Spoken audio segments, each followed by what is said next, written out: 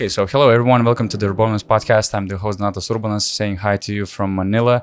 It is actually in front of me, just on another side of the media workroom, and we have Augustas Šuliauskas joining us from Vilnius. So hello everyone. Hello, guys. Hello, Donatas. I'm waving to you once again. Yeah.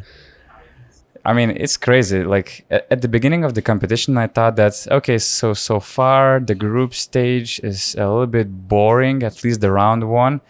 But we ended up in a situation where in the third day of the competition, we have one of the title contenders out of the race for the title. And then there was another bam with Finland. So I like the way it goes. I like that it's getting more and more exciting. And for sure, we will cover the most exciting topics from the first 4 days of the FIBA World Cup. But let's start with some fresh games. Yesterday, we had Team USA and Greek national team playing. It was an easy win for Team USA. Rytis, I have a question for you. What did you learn new about Team USA after their first game against New Zealand, and what the adjustments you saw against Greeks? I wouldn't say I learned much. I mean, nothing that I couldn't expect before the tournament to see.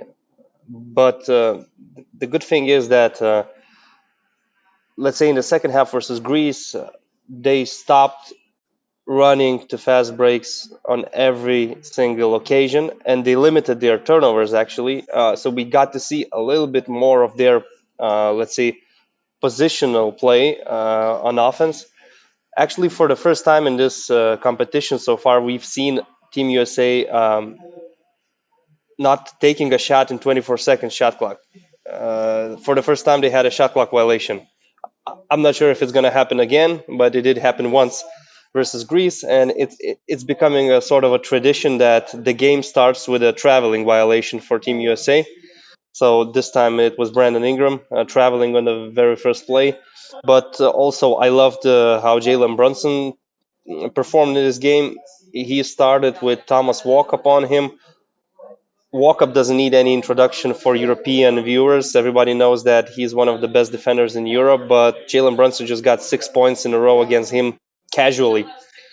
And other than that, there were some good performances once again from Reeves, from Banchero. It seems like the second unit of Team USA is becoming a real force because they basically built their lead in the second quarter when Ituris put some more bench players on the court, and Team USA was playing with their second unit because Steve Kerr was basically playing like in an amateur league with this lineups game. He plays one lineup, then he plays the other lineup, and he's spreading the minutes to every player available. I would love to see more of Walker Kessler. So far, he's only getting trash minutes, but in these 5 minutes, he did a lot of things like protecting the rim, trying some difficult jump shots. He wanted to do a lot in his limited time. But yeah, for them in general, it was a good game. Again, you didn't see any rocket science. It was simple basketball. They knew that Papagiannis is a big guy, so they were switching in four positions, and Jaren Jackson was mostly defending with a drop in pick and roll defense. Papagiannis had a good start, making some shots, and actually got some respect from Jaren Jackson Jr. after the game. I think of some well-deserved respect because we saw him in some mismatches. He made some shots from the paint, pick and pop free, a couple of mid-range shots. So Papagiannis ended up with 17, I think.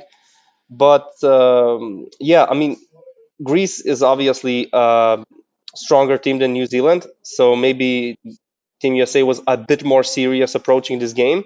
And you could see that actually they played some really quality basketball at times. And the highlight was this crazy fast break that started from Austin Reeves stealing the ball from, I believe, Lunzis or Moraitis. I don't remember exactly.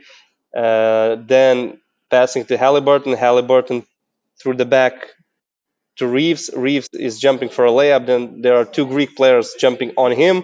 One of them being Thanasis Antetokounmpo, and Austin Reeves just managed to somehow pass the ball to Bobby Portis. It was just so beautiful.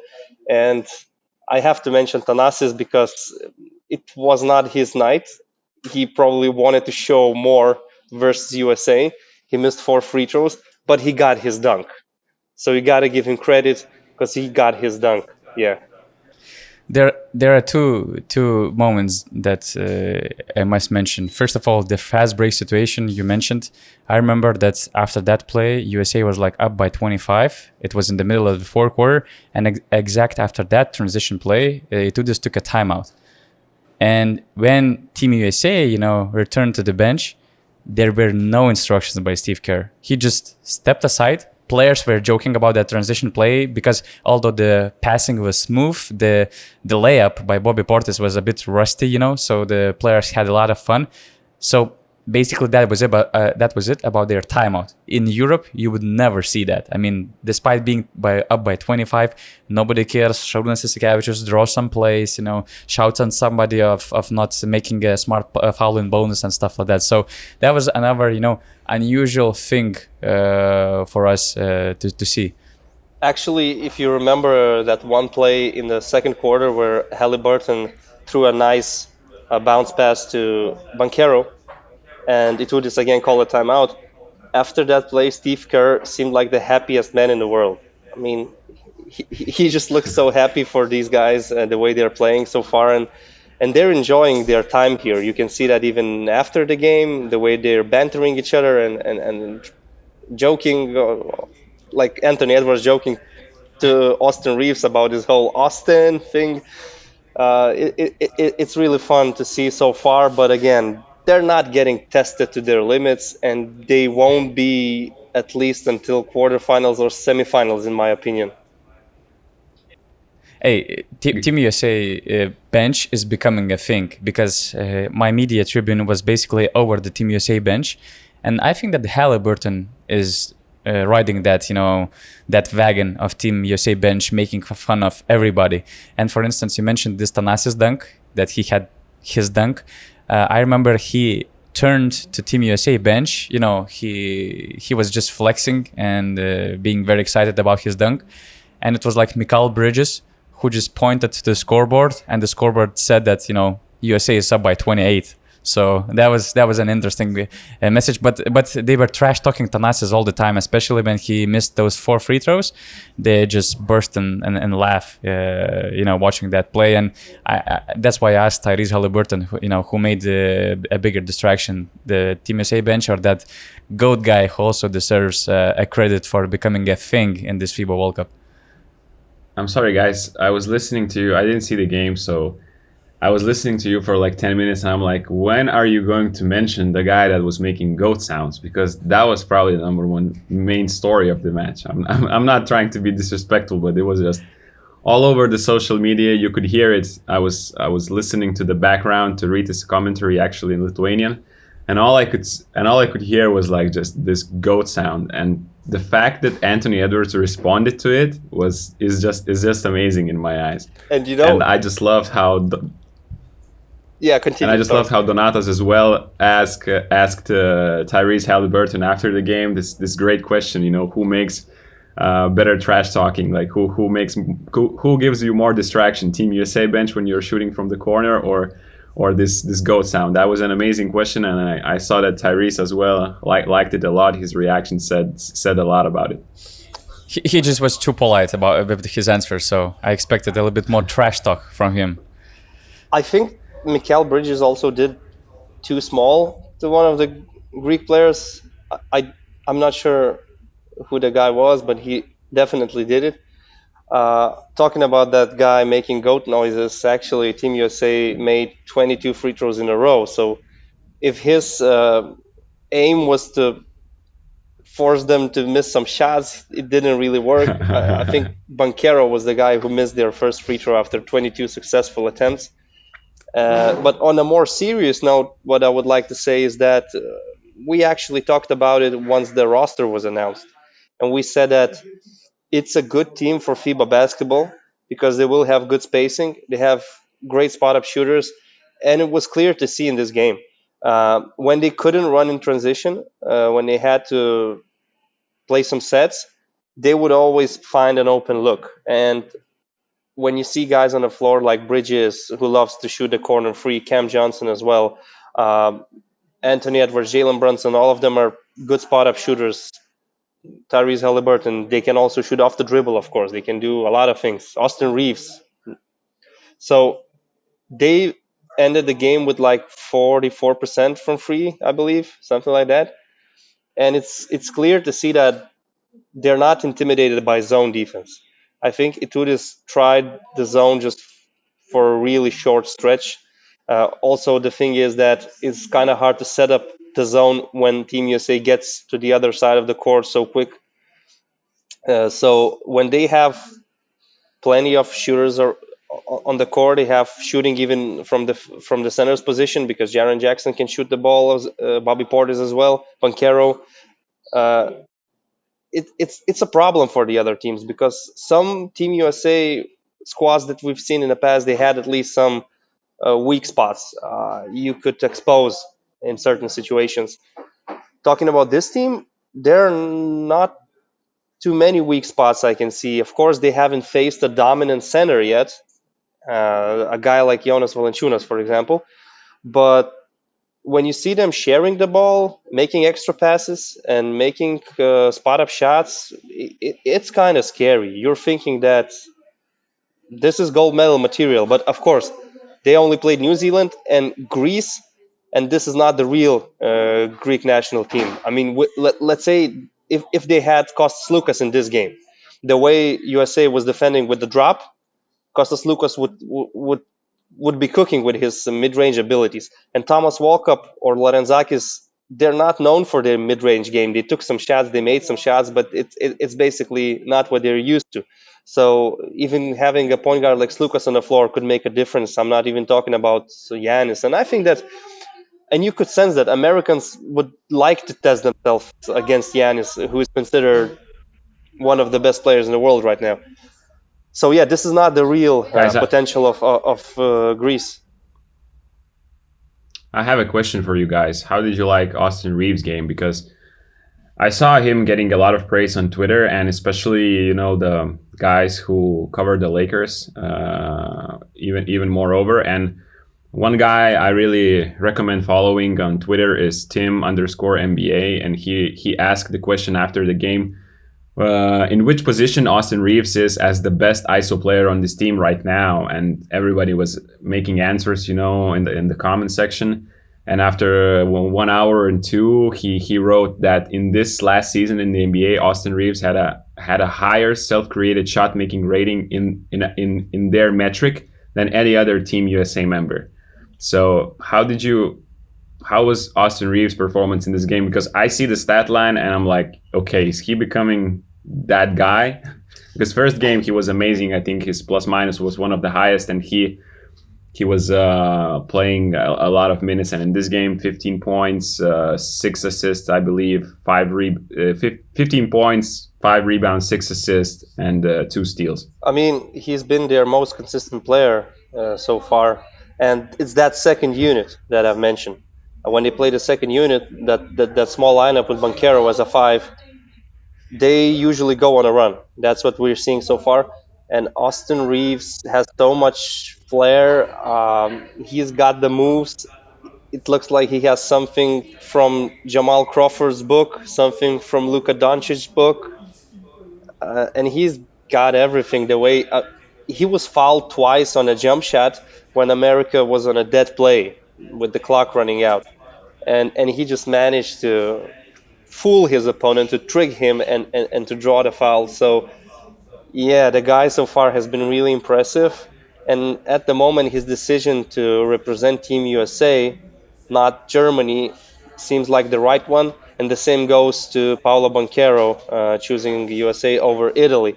It's just that if these guys continue performing on such a level, if let's say Austin Reeves ends up FIBA World Cup MVP, it would be a shame if he wouldn't get picked for let's say the Olympic roster. No, I don't like this idea. I mean, can you imagine if we had Banchero in Italy and Austin Reeves in Germany. It would just improve the quality of the rest of the teams in the competition. While Team USA, they have like few guys on the line, to replace any of these guys. So I'm not very happy that these guys now representing Team USA, but at the same time, it's crazy that they're one of the main guys on that team. And speaking of Reeves, I mean, the only one thing, okay, there are two things that I will add. He's becoming that guy who is like, Augustas, you just mentioned his stat line, and you're like, oh, he had this stat line. I mean, it's becoming a casual thing for him to be efficient, to be one of the top scorers of the team, and it doesn't become something unexpected. So he's becoming that guy. And I just actually, before this podcast, I went to one of the biggest, they even call it Mecca of Manila's markets, where you can get some cheap stuff. And I tried to get Austin Reeves jersey in that market, and we will soon publish a vlog on BasketNews YouTube channel. How did I make it? If I found it, what were the struggle and what were the solutions in this crazy market environment? So I'm not. I don't want to give any spoilers. So just a teaser for the future episodes on BasketNews. So yeah, just before we continue, the last thing. I think that Steve Kerr also mentioned that they have amazing chemistry. And you could obviously see by your eyes, whether it's something on bench or on the floor, you can see how Steve Kerr handles the personal. This is a happy family so far, but usually all these families are quite happy before the adversity comes. So let's wait for the first real adversity in the competition. And speaking of adversities, before we continue, just one important note. Our podcast partners, Courtside 1891, have a discount code for you. We have set up a 10% discount codes that we can offer to your URBONUS listeners and viewers. And this discount code will give you 10% of the max FIBA World Cup pass. So for you to keep up to date with all the FIBA World Cup action. And the discount code is BASKET23. Again, 10% discount on multi-use max FIBA World Cup pass, and you can follow the instructions how to use that code BASKET23 on the description of this episode on YouTube. So once again, Courtside 1891, 10% discount on max FIBA World Cup pass with the code BASKET23. So adversities, problems, upsets, friends. I mean, as I said, that's crazy. With Augustas, we ranked them second in our FIBA World Cup power rankings. I remember Rytis had them a little bit lower because he had Australia as a 2.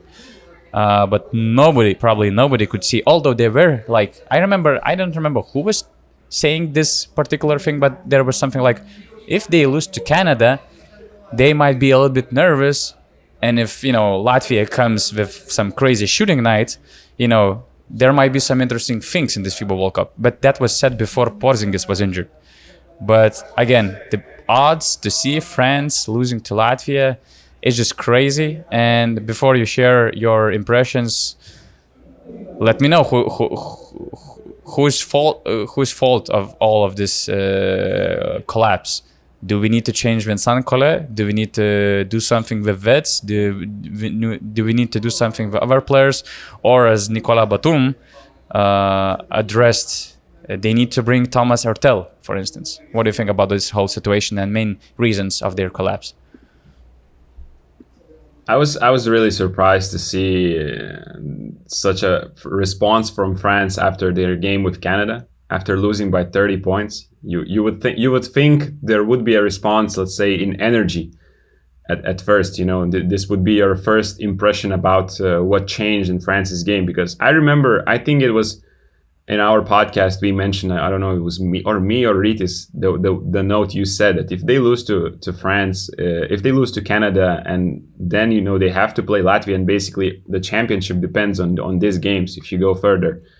We did not really believe it could happen, but now after it happened, it's like I wouldn't want to blame Vincent Collet because the guy has been here for 14 years, I think, now in a row, and has done some amazing job throughout the year. So when they win, he gets all the praise, but I don't think it was only his fault this time. I question his decision making in the first game versus Canada, playing the two non-shooting center lineup. But I don't think the players wanted it enough in the second game against Latvia. It was obvious that Latvians were much more happy about being in the World Cup. It's their first ever tournament in country's history. So they were playing with much more poise, and that in the end got the result done. Obviously, there were a lot of other things, but I enjoyed what I think Mindaugas Kuzminskas said, or Donatas Motiejūnas from Lithuanian national team said about this, why France national team failed, because they had a lot of players coming in and out because of injuries. Matthias Lazord basically skipped all the preparation, and now he's playing big minutes in that two center lineup. So I think that was a huge reason. I don't think Thomas Huertel would have helped here, as you could read on Twitter. One guy is not solving defensive problems, uncharacteristic defensive problems that France had. Thomas Huertel isn't known as a defensive player. Yes, he could have helped a little bit with the creation, with shot creation in the perimeter, because I think Elio Kobo did not have good performance in these two games. And in the second game, Sylvain Francisco got much more time because of that. But overall, I was really disappointed with how France approached the first game when they got hit by adversity, and the second game that they did not respond. Latvia wanted it more, and sometimes it is enough, obviously, if you make shots. And Latvia did it in the second game. They had a lot of three-pointers. I thought Artur Žagars and Roland Schmitz were simply amazing. Žagars is one of the most talented kids in the youth competitions, but his career is a little bit limited to this moment because of injury, and he played this season in the LKL, and we saw in Lithuania how good he was balling until another injury came up. So to see him play like this on this level makes me really happy, because he is a player who is limited by injuries, and now he's showing his talents, and he doesn't have a contract for the next season. So this performance that we saw against France might have just cost him, not cost him, but might have just given him a really nice contract for the next season. All right, guys, as you can see, I had to change my background. It became a bit too noisy in the previous room we were. For Donatas, it's fine. So it is just left to the airport, and I stayed in the media room. It seems like I'm in the airport. Yeah, I'm still in the media room. I don't have a good mic like you, unfortunately.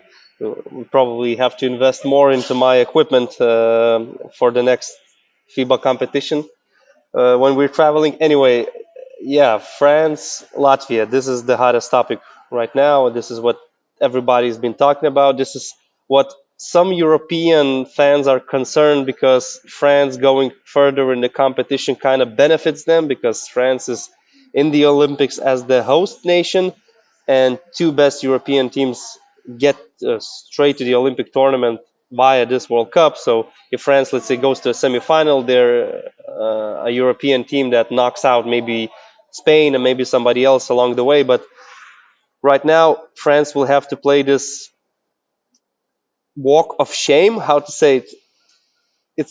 It's hard to wrap my head around the fact that Fournier, Batum, Gobert, Lesor, Yabusele will have to play these 17 to 32 classification games.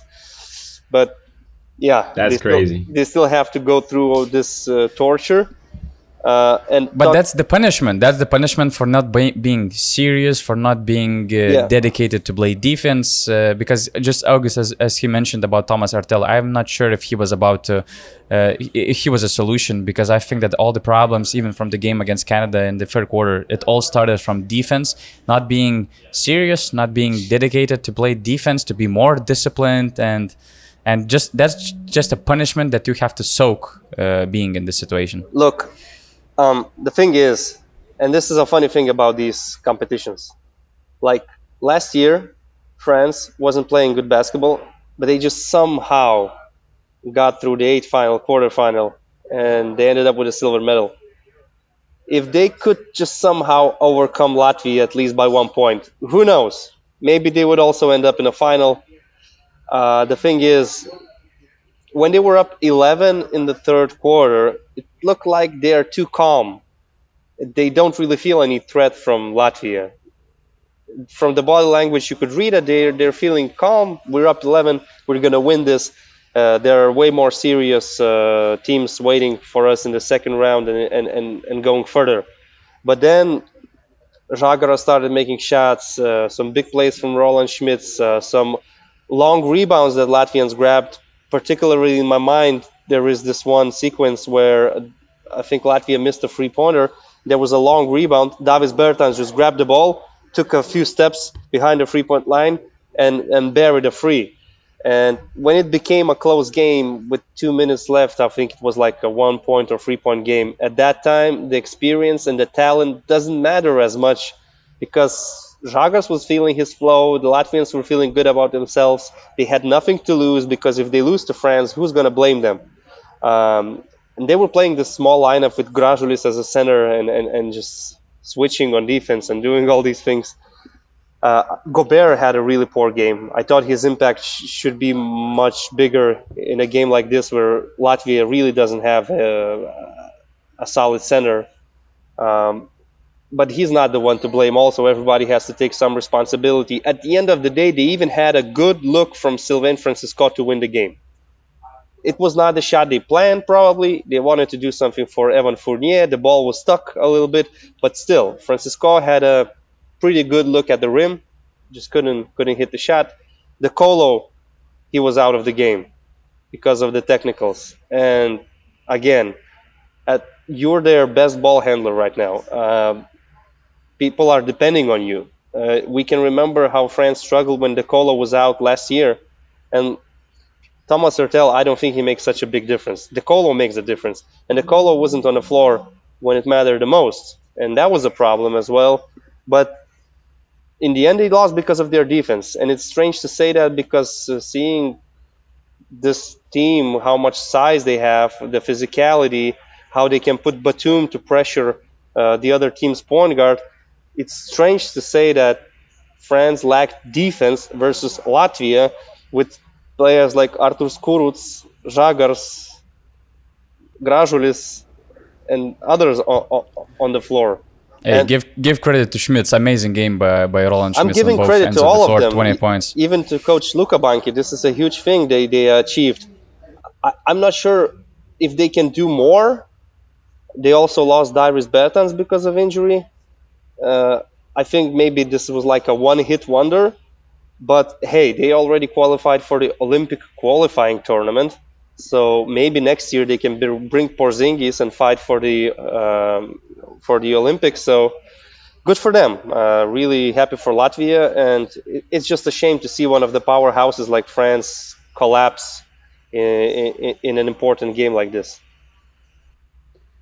It's just so easy to play.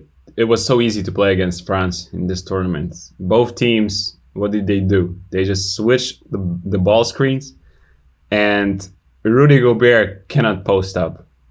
Do you remember his post ups last year in the Eurobasket? I think there was even a funny compilation made of his tries to post up. Let's say Dennis Schroeder after the switches or some other guys. He was just doing these funny looking fadeaway shots or random hooks, and basically that's what Latvia and Canada did most of the time. And on the perimeter, yes, this is where Thomas Hurtel could have helped, but he is not the guy to get back 30 points against Canada.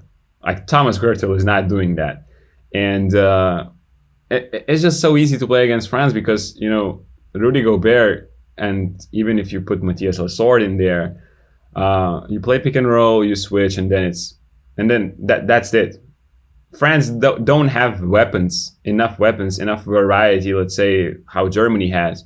And all they tried to do was a perimeter play, and it wasn't basically working. And it's strange to say, but a team who made 14 3-pointers, France made 14 of 27. They shot 52% from three, 52% from two, and they made 20 of 24 free throws.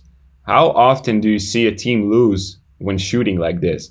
It's because they turned the ball over 20 times compared to Latvia's only 14. And it was one of the main reasons, why they lost as well. So just so much, let's say, slip of the balls, bad passes, just careless basketball from them. And I was really surprised to see this France playing so bad. I know they did not play great last year, but I don't really understand what happened this year. But I gotta say this: after 2017 Eurobasket, when there was an upset, not such a big upset, but still, Germany at the time was not as strong as they are right now, and they knocked out France in the 8 finals. To me, at that time, it seemed like Vincent Collet will be out, but the French Basketball Federation trusted him, and in 2019 FIBA World Cup, they win the bronze medal. Then in the Olympics in Tokyo, silver medal. Then Eurobasket in Berlin last year, silver medal. So now this loss in the World Cup might seem like a tragedy, but actually it's not, because let's be real, the priorities in national team basketball are still number one, Olympics, number two, Eurobasket, number three, FIBA World Cup.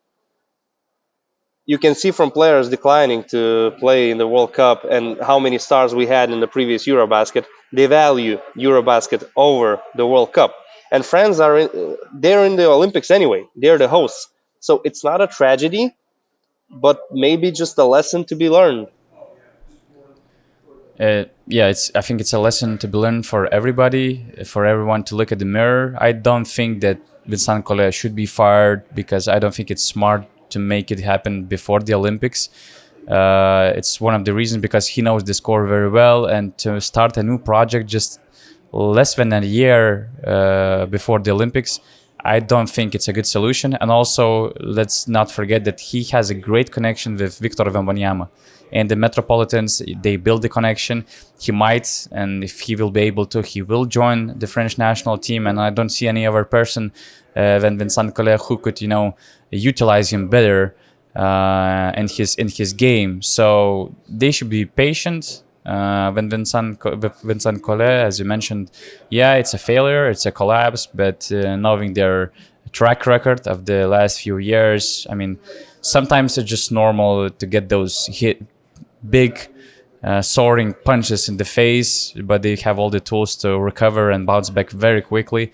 And after the Olympics, you might start over the new project. Some veterans are stepping down, like Nicolas Batum, retiring from the French national team, Nando De Colo, some other guys. So then you might start a new project. But right now, you can blame Collet for doing some tactical mistakes, maybe rotations of big men, for instance, roster selection. But I don't think that firing him would be a solution.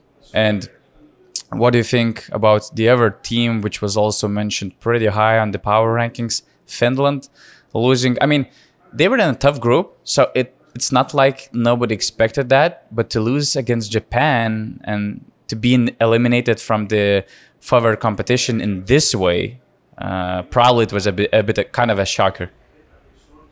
I would say it is disappointing, definitely. Before the tournament, I thought, is Lauri Markkanen like the most unluckiest NBA star we have this in the World Cup, because he was balling last Eurobasket and now he got into this tough group and probably Finland will finish third. But seeing them lose to Japan is, I would say it's a little bit shocking. And it's true. It's true. I have not seen so many tough shots, tough 3-pointers made in one game for quite a long time. I mean,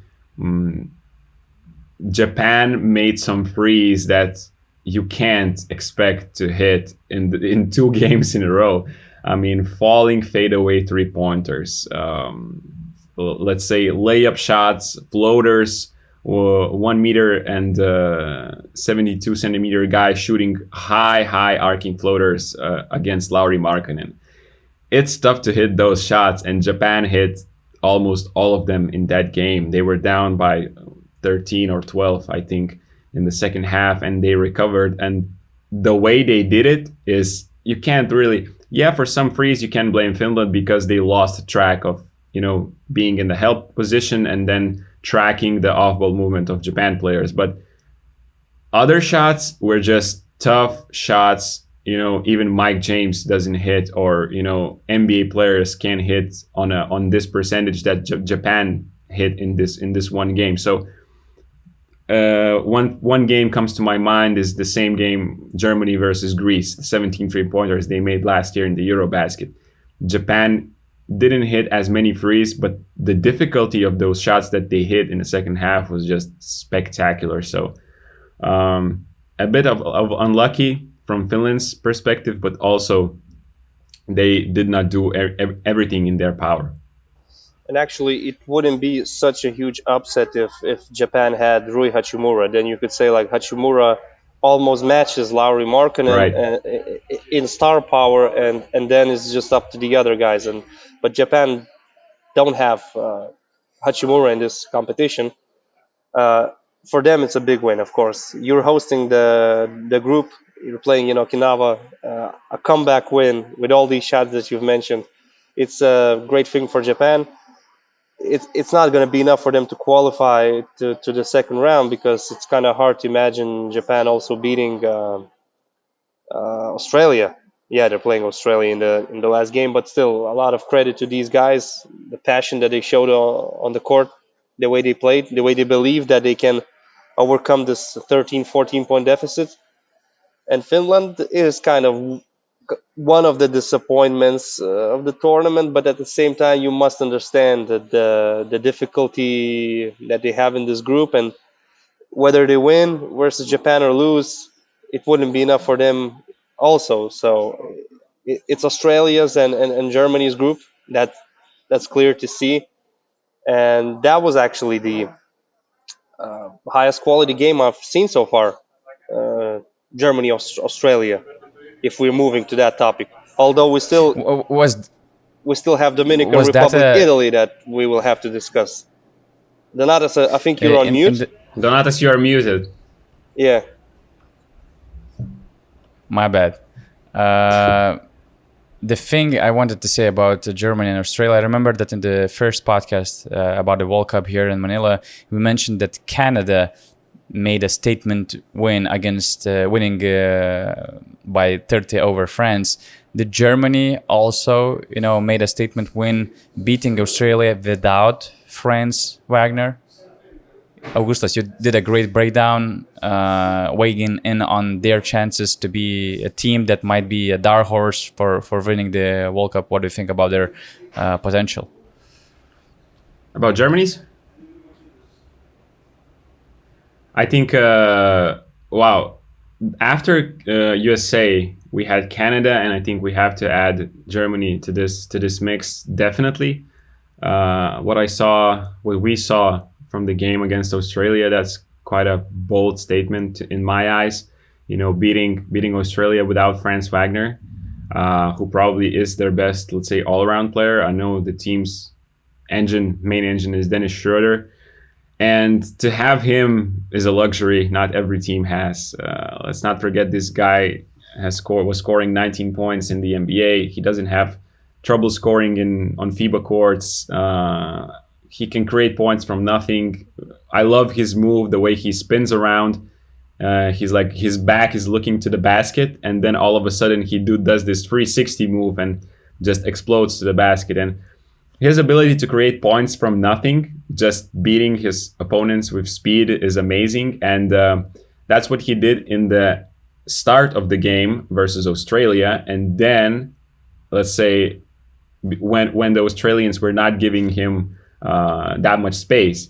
So after a couple of these drives to the rim, the Australians are like, okay, let's see if you can hit this free ball, because as we know, I think Dennis is like 33-34% career 3-point shooter in the NBA. And all of a sudden he's hitting those shots as well. And on those nights when he's making the free ball, I think he's pretty unguardable in FIBA. He had 30 points, 8 assists, 5 of 9 shooting from the free, 4 steals, I think, as well. And he was cooking Joe Ingles. He was cooking Nick Kay in switch-all situations. I know that's not the greatest, let's say, perimeter defenders, but that's what Australia offered to Germany. They were utilizing a lot the switch-all defense, and they will continue to do it throughout the tournament. But Dennis was just amazing, and it was not only drives to the rim, it was a pull back into a step back three-pointer, and not only him, but as well Maud Law had a crazy run in the end of third, beginning of the fourth. But what I like the most is just how Germany has the answer for everything, how well they are moving offensively without the ball. Niels Giffey cutting to the right spaces, just counter moves against Australia's hedge defense when they were doing that. So I think it's a pretty big win without Franz Wagner. I don't think there was a foul in the end, as a lot of Australians were trying to say, against Josh Giddey. I think, he was just trying to sell it. They did not show the replay, but I rewinded quite a couple of times that last possession, and I don't think there is much there. So I don't know what you guys think about that last play. No, I agree with you about that. Just in general, the highest quality game I've seen so far in the World Cup, and I have to give credit to both sides. I like both of these teams, and Australia, despite its loss, can still go far and can still win a medal. From Australia's side, I would like to mention I'm really growing fond of Duop Reith, the way they're using him as a stretch big. And he's been so consistent making shots so far. And it's nice to see him being successful for the national team, because what we've seen in Europe, just some glimpses in Zvezda, he didn't really make any impression on us, and we forgot about the player. And now we see that Duop Reith is a legit player who helps this Australia team a lot. Germany, as you said, without Franz Wagner. First of all, it's amazing to see how Dennis Schroeder matured as a leader, because 4 years ago in China, he also had good stats, but he was not the leader. You couldn't see him making the right plays for the team, and you didn't see this whole energy towards his teammates, this positivity that he brings right now. So in 4 years, a lot of things can happen, and Dennis Schroeder definitely matured as a leader. Obviously, last year's Eurobasket experience also helped. And Maud Law, what I have to say about him, well, we have these like signature moves of some legendary European players like Bodiroga Shamgod or Jasikevicius no look pass, Printezis off the shoulder shot. I think Juan Carlos Navarro step back. Juan Carlos Navarro floater or step back, and Maud Law step back doesn't get enough credit, in my opinion. Some Australian players were not really ready for this.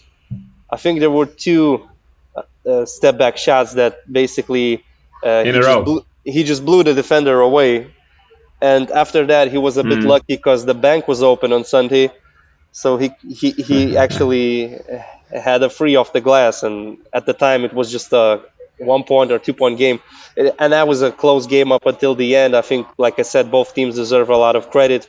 Both coaches endorse this modern day basketball. They want to see their teams pushing the tempo, playing fast basketball, guard-oriented basketball. That's why I love both of these teams. And Gordy Herbert as well as Brian Gorian deserve credit for this. Of course, in national team basketball, you work with the tools that you have, and these coaches are kind of lucky to have these extremely talented guards like Schroeder, Law on one side. On the other side, you have Patty Mills, Josh Giddey. So yeah, that was a great game, and I'm actually cheering for Australia and Germany in this competition. These are teams that they're really fun to watch. I just loved how you noticed Germany's team chemistry. Did you saw? I think you saw, of course, this after the third made basket from Law in the fourth quarter. Did you see how every German player got up from the bench and came to celebrate him almost in the middle of the court? Australia called a timeout, and every guy was standing up, was running next to the court, and every guy made a high five with him. Dennis was so happy. Thijs was happy. Voigtman, everybody was like, it was like a team huddle, team timeout in the middle of the court for like 5 seconds, and then they went to talk, in this. So that's a great sign of a really great team, and that says a lot about the team's leader as well. The thing about Germany, and especially all the things you mentioned, connects to one point. Basically, I think this whole process of Dennis Schroeder becoming a great leader, Germany finding a great chemistry, started in the previous year's Eurobasket. And I remember I fall in love with this group of guys in Cologne because I had a chance to cover Cologne group stage. And basically I met those guys every day. And they were so cool, to talk to media. And you could see not just from their game, not just from their bench reactions, but also the way they handle media, the way they talked with each other, that it's becoming a family. It's becoming something. It's becoming a thing. And, probably it was the last Eurobasket, when Dennis Schroeder, got the second opportunity on the highest level in the NBA. That's when LA Lakers got all the feedback from the Eurobasket, from Germany national team, and decided to give him, another shot. And now we just have the development of this great experience of being together with just 2-3 new players, basically just even upgrading the roster. And I'm not surprised to see that chemistry right now. I'm very happy that, Law brought back that confidence. I really thought that he's going to have a better EuroLeague season. So now I just hope that he will translate this confidence and this, great skill, great game to his new stage in Olympia Milano. But yeah, Germany is, again, like last year, one of the sexiest, if not the sexiest team that we have here in the World Cup. It's a pleasure to watch them. I really honestly cheer for them as well. And it's hard not to love them, not just for their game, but for their personalities that they have in the locker room. And actually, I think they still have one more secret weapon that has been kept in the chest so far. That is Andy Obst. Yep. Like last year, that game versus Greece, where you said 17 threes, wouldn't be possible without Andy Obst playing some Reggie Miller-like basketball. And he definitely has it in him to perform at that level, at least for one game, because they have plays for him, they have sets for him. But let's say versus Australia, it was not his night. And I still think that Andy Obst at some point in this competition will make some noise, maybe a quarterfinal, maybe a semifinal, who knows. And we're waiting for Franz Wagner to be back. Of course, he could be ready for the second round. It's very important for Germany because, yeah, they beat Australia, but to win a medal, I think you need Franz Wagner. He makes this team so much stronger. He basically now you're focusing on Schroeder and Law. When there's Franz Wagner, there's no one you can focus on because who are you going to put your best defender on when these three guys are on the floor? It's a tough decision for any coach, even at the elite level we're talking. So yeah, they need Franz Wagner, but winning without him is a big statement.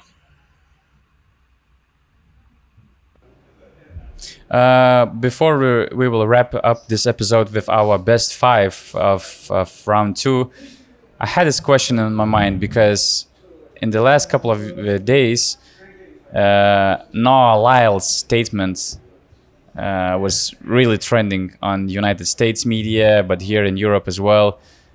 Do you have any take about that situation? Him downplaying the world champions title for the NBA team that wins the NBA title? I mean, I don't really like both sides. I don't like how NBA announces their champions as world champs, and also I don't like all the butthurt that it causes, let's say, in Europe. First of all, it's obvious that there's no team on any other continent that could beat Denver Nuggets in, let's say, best of 7 series. So it is obvious that the Denver Nuggets were the best team in the world last season, and it's always like this with the NBA champions. I don't have any illusions that the Golden State Warriors, when they had this team with Kevin Durant on top of everything, has to prove a point to beat, let's say, EuroLeague champs to become official world champions. But to call yourselves world champions when you win North American Basketball Association trophy is kind of arrogant and narrow-minded. I don't think it's necessary. What Noah Lyles said, there's a lot of truth in it. I didn't really like the reaction of some NBA players. Like, they started sort of defending themselves in the defense mode. Like, why is that necessary? But in general, I don't really care if they want to call themselves world champions. Yeah, why not? This is the best league in the world anyway. It's like I have this. I don't really care about this whole situation, but just one question. So if the United States right now wins the World Cup, they are the world champions, and Denver Nuggets are the world champions at the same time. So who are the real world champions? Who is the best? Who is the best team? Yeah, I know but this is different competitions. This is club and international basketball, but how can you have two world champions at the same time? Then I see a lot of truth in his statements. You're not competing against the whole world. Yeah, best players are playing there, but just I see more truth in his statement than with how the NBA players or NBA are trying to call themselves.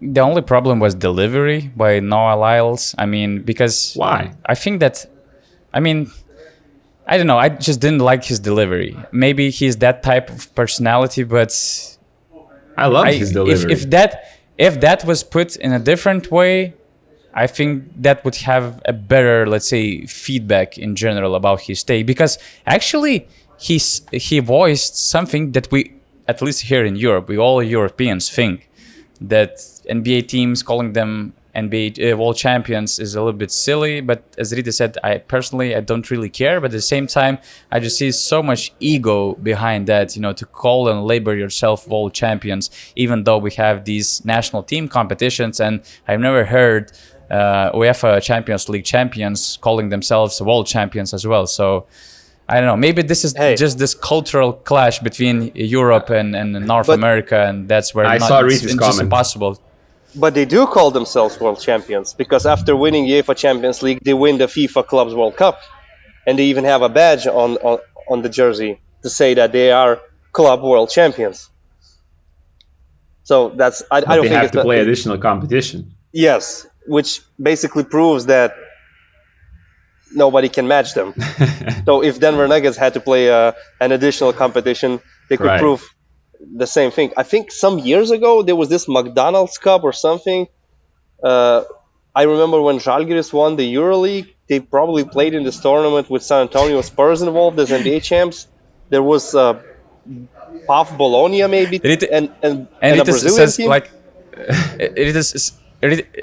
it says like some years ago, sounds like 5 years ago. It was Yeah. 25 years ago. 24, Man. 24 years ago. You're getting so old. But it was a thing. And right now, FIBA has this Continental Cup, but there are no NBA champions. I think last time it was like Tenerife facing some G League teams, so that means nothing. Anyway, it's just like tomato, tomato. NBA champions, world champions, whatever. I don't really care. What I care about is that we didn't really discuss Dominican Republic beating Italy. And why is that? I think it's kind of important. It's because it's important, but at the same time we're a little bit short of time. But for sure we can dedicate a few minutes to give a credit for Karl Anthony Towns, Dominican Republic team, and them making to the next stage. And in style, I mean, winning against Italy, which I would say had way less style in that game, the way they approach it, starting from the coaching staff. And I know that you guys have a lot to say about that, right? I mean, Italy will still probably get to the second round, they need to beat Philippines. But I thought that, let's say, facing a team with a dominant big like Karl Anthony Towns could be trouble for Italy, but I didn't think it will be trouble to such extent, where it ends up with the Dominican Republic getting the W. It's not as much of an upset as it was Latvia, let's say, knocking out France, but still, I would say one of the bigger upsets so far in the competition. August, any I was reactions? surprised. I was surprised how Italy cannot make a free for a second game in a row. And I was surprised how they started defending only in the fourth quarter when they were down by a lot of points, and they tried to mount this improbable comeback a couple of times. And with their pressure full court, with their aggressive defense. Before that, we did not see the same. Let's say the same reaction when they were not winning the game against Dominican Republic. We have to shout out Andre Feliz. I think the guy made 7 3-pointers, and he was just amazing. I think in that game, 24 points, 8 of 12 shooting, 5 rebounds, 5 assists. Just a spectacular performance next to Karl Anthony Towns, who also had a better game. Let's say, making the same tough shots he was attempting in the game against Philippines, but he was not making those. This time it was still the same, let's say, bad shot selection that he needs to do in this team, but he was making more of those shots in the start. And one thing I wanted to, obviously, the biggest storyline was the ejection of the Gianmarco Pozzecco. And but what happened after is that Italian Basketball Federation President Petrucci said that I'm not going to tolerate behaviors like this from any coaches in Italy anymore. And he said that the players and the coaches are not allowed to talk to the media anymore. And the only guy who can speak to the media is him. And this is just ridiculous in my eyes, because why are you doing this? Why are you taking all the attention to you? It's just not acceptable in my eyes, not understandable, because this is what Gianmarco Pozzecco does. He is the energy guy. He is the passion guy. The Italy team plays good because of like last year they played good mostly because of how he's installed that 5-out offense and because of their passion. And now he lose one game, and you are starting to make this such a big mess. Why is that so? They didn't lose the championship yet. They will probably still qualify to the second round. Why do you need to take all the attention to you? I don't understand this. Okay, because regarding Pozzecco, I was really surprised that he just starts losing himself during the competition from the beginning. Not really, but yeah, regarding Petrucci's statement,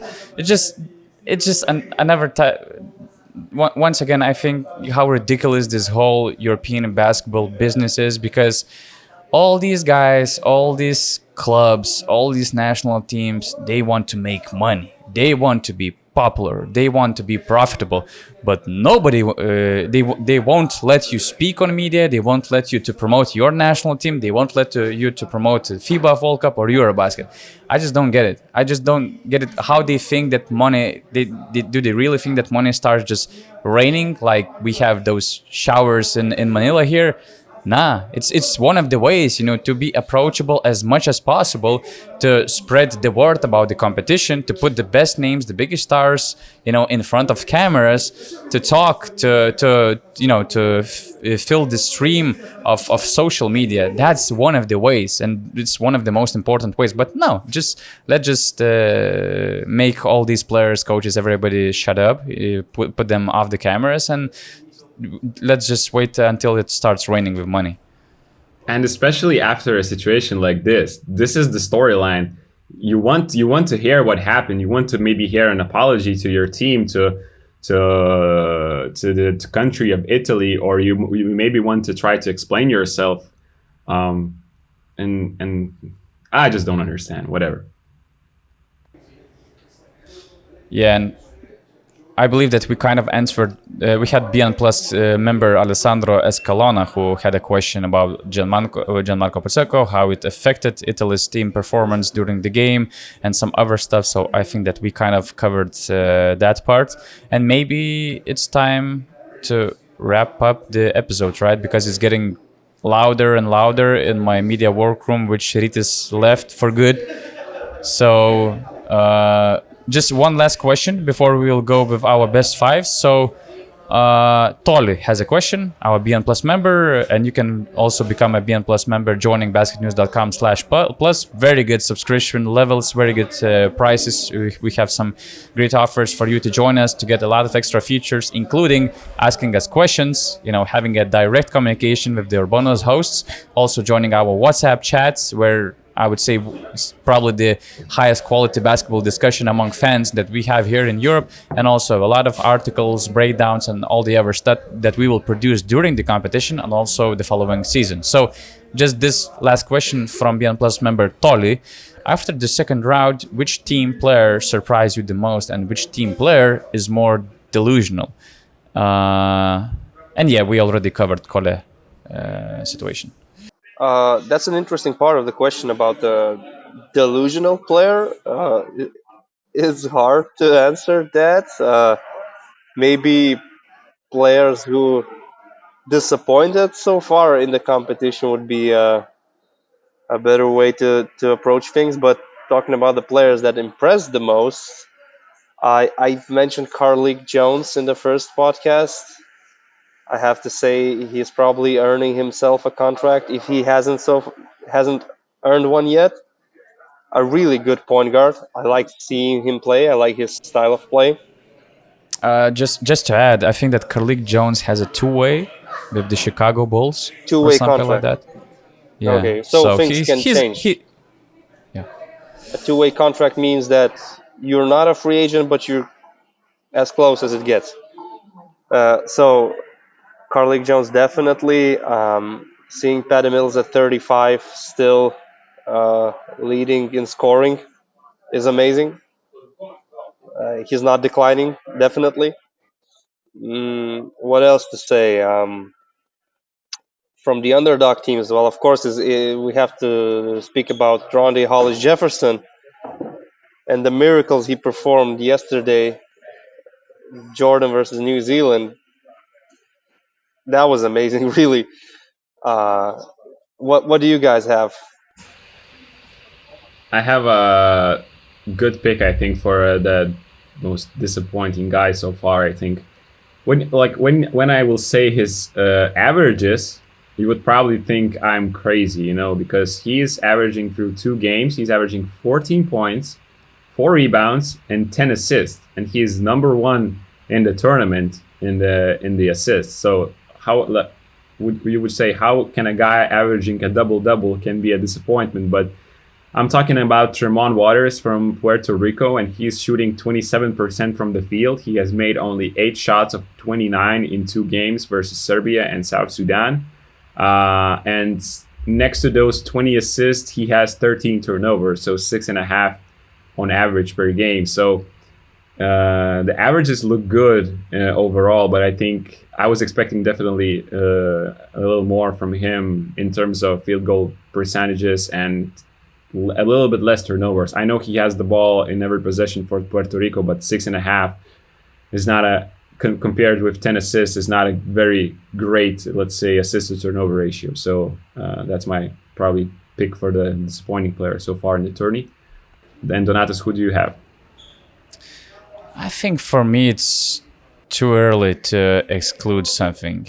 I mean, 2 games, I'm not sure if it's is the sample size that I would be kind of, confident about some of these picks.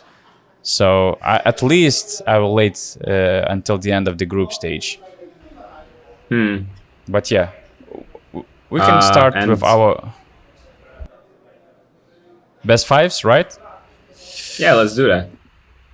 My top 5 for the round 2 would be Rondae Hollis Jefferson, Rytis just mentioned. I think what he has done in the first 2 rounds cannot go unnoticed. I can't no longer not include him in my round top five. I mean, not only he's playing, similar to Kobe, he has all the armband and the number and the shoes and all that stuff.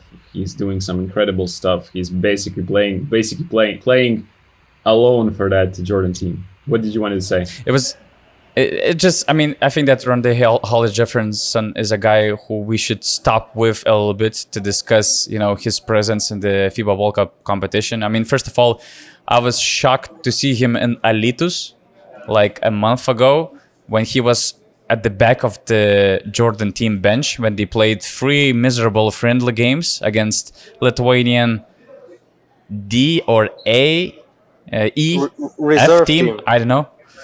At its best.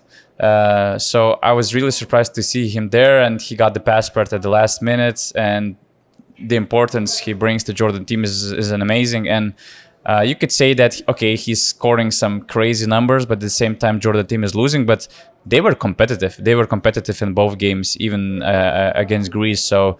Hollis Jefferson was a great inclusion to the team, and of course, I mean, I have this thing. I don't know if it's. I don't believe in horoscopes, but I'm a Cancer, and usually I go against the flow or against the trend. If somebody starts saying, "Oh, that guy looks like Kobe. He acts like Kobe. He does everything like Kobe. Oh, he's a Kobe." I don't like that. I mean, I'm going against the trend. But it is impossible not to compare him with Kobe. I mean, and the thing is that he's endorsing this comparison. The same number, the same looks, the same stuff on the hands, on the same shot, everything. So, I mean, even though it's really early in the tournament and I'm already getting tired of this comparison and topic, but he really deserves that, especially after the yesterday's game, 3-1 play to force the overtime. I mean, 39 point game, the competition high so far. I mean, it's crazy, and I'm happy for the guy. He's 28. He has 6 years of NBA experience, and he was out of the league for the last couple of years. But at least from the conversation I had from him, it looks like he woke up about himself because he was out of the league, and from what I heard, the feedback about his, let's say, personality was not the best, and now he's admitting all the mistakes he did as a person, first of all, and just trying to find his way back to the league, and watching his size, his ability, not just offensively but defensively as well. I mean, I wish he was not in the Filipino league, to be honest. I wish he was somewhere in the EuroLeague at least. Hey, the only significant difference that is that he's a lefty. So from that point of view, you'd have to compare him to Lamar Odom or someone else, not Kobe. But watching last day's game versus New Zealand, I thought like this reminds me of the Kobe era where he had help from Smush Parker and Chris Mim and had to do everything on his own. So it was something like that, and I think we all have him included in this top five thing. Yeah, Uh, that's for sure. You can continue. my second guy would be Yuki Kawamura from Finland, from Japan. I'm sorry. And in the game against Finland, he had 25 points, 10 of 16 shooting, and 9 assists. I think he's definitely worthy of a spot in this top five. Then I have Andres Feliz. We already talked, from Dominican Republic, 7 of 10 3-point shooting. And, can't not mention one Latvian guy. So it would be Artur Žagas for his performance versus France. And I would put Dennis Schroeder, or either him or the German national team coach, Gordon Herbert, for their performance against Australia. I loved both Schroeder's performance and both how Germany played. So, both of these guys get a mention in my round 2 top 5. I think one way or another we have Latvia or a Latvian player in this list. It's inevitable. So I would have to say just the whole team, coaching staff, the players, even Porzingis, the way he's supporting the team. I think Porzingis being there in Jakarta with his teammates is a big deal because usually if an NBA superstar cannot compete because of an injury, he doesn't travel with the team. He goes about his business, and you see Porzingis there with all the guys, and there's Janis Painters next to him. It's nice to see. Yanis Also, Strelnieks, by the way, who was injured badly, and that's why he couldn't make yeah, the competition. So it was great to see all of them, yeah, celebrating that victory because they were all part of that victory in the making. Let's say. yeah. Also, I want to give a shout out to Juan Nunez, promising young Spanish point guard, and he's becoming their starting point guard right now. You can see that in certain situations, he kind of reminds me of Ricky Rubio with his court vision, with his passing abilities. And he has more confidence in his jump shot, it seems that way, because he's hitting a 3-and-1 casually over a Brazilian defender. And this game versus Brazil was really important for the first place in the group, and they got a really solid win. Nunez playing pick and roll with Garuba, for example, is a big threat offensively. He ended up with 13 points, 7 rebounds, 5 assists. So when you remember that last year they had to naturalize Lorenzo Brown to have a point guard, now you can see that Juan Nunez is growing and he could be their point guard for the upcoming 10 or 15 years. And so far he's having a really good World Cup. So I have to mention him. What else to say? Of course, in the top five, I have to include the guy making goat noises in the Mall of Asia arena. In general, this whole thing about shouting Austin is becoming pretty popular. Usually, Austin Reeves doesn't really pay too much attention to it, although there are fans like in these VIP courtside seats, and they are always trying to call USA players by name, but they don't really get any attention from them. No feedback whatsoever. So yeah, this guy has to be mentioned in this top five selection. And Cape Verde winning getting their first win in history. For the first time, they are in the World Cup, the smallest nation to be here, and winning a game versus Venezuela. You can see how they were celebrating in the middle of the court. That was a beautiful thing. And actually, you're thinking that this is like a team that only has Walter Tavares, but in this game, other players really stepped up, made some big shots. Almeida, Gomez. So I'm happy for them. They got the win, and it's always nice to see these kind of Cinderella stories. Yeah, I also included Cape Verde. They deserve a lot of respect because, for instance, they could have naturalized somebody to help Eddie Tavares, and instantly you would have a great combo, of Eddie Tavares playing in front line and then having a great scorer. But they decided to go against this idea because they were just too proud of, their local identity. So that's a huge thing in nowadays national team basketball. So I have them on the list as well as South Sudan for them getting this victory finally after this nightmare in a game against Puerto Rico. So I have kind of them both in my top five. I also have a guy who makes goat noises and sounds, Kobe, of course. Latvia, because I just feel so proud of our neighbors, Braliukas, because I think that they were probably the national team which was punished the most by the new FIBA system. We all remember how in 2017 we were talking about the new generation of Latvian players, how dangerous they might be for the following years. And they, at the time when the FIBA window started, they didn't have Porzingis. They also had few EuroLeague players who could enjoy the national team during the season. So they weren't capable of making it to the 2019 World Cup. And it was a big hit because instantly you're also missing the Olympic Games.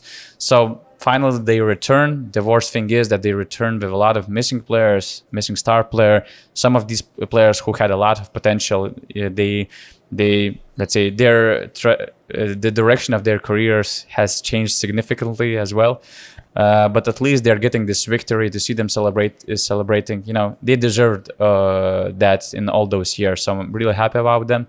And just the other guy who wasn't mentioned yet is actually Josh Hart. For me, he illustrates the player, especially on the Team USA roster, which shows how you can contribute without scoring, without having a ball in your hands, but just being efficient in so many different ways. For instance, in a game against New Zealand, he took 2 shots. He played 15 minutes. He had the best plus and minus rating. Then there was the second game against the Greece. He also took 2 shots and he had like 11 rebounds. The first bench player who had over 10 rebounds since 2014. 5 offensive rebounds. And also 5 offensive rebounds, which is also the first guy from 2014 World Cup. So he just illustrates what this Team USA needs, sharing roles, having clear roles, having clear leaders, and guys who can help, in many different ways. And he does that, so good, so confident. And I'm happy. I had this question for Steve Kerr, and I was disappointed when it actually became a first question of the press conference when somebody from United States colleague asked Kerr, because I really thought that it might be a little bit, he might go a little bit under the radar, but yeah, he's praised well enough. Just a quick remark. Watching him playing for the New York Knicks, and even in the past, let's say for the New Orleans, he has this great quality of treating a regular season game as a playoff game. And not too many players have it nowadays. And his effort is always there. And he was grabbing offensive rebounds, being surrounded by 3 tall Greek players. So he just, as simple as it is, he wanted it more, and he got it. I also love the guy. I appreciate him a lot. I know he's also a huge football fan. He plays Premier League fantasy football, so we kind of have a lot in common as well. So yeah, Josh Hart, a great guy. Okay, guys, so that was it. My media workroom space is empty, actually, so thanks for all the colleagues who made this environment noisy and forced Rytis to move somewhere else. I hope today there won't be any crazy upsets or games like it happened with the previous podcast, because it makes our pods irrelevant basically. But we try to keep up to date as much as possible, but it's really hard being on different time zones and managing all this quantity of games that we had. But it was a pleasure to talk to you guys and to share some impressions of the World Cup. Thank you, and see you very soon, right? See you guys.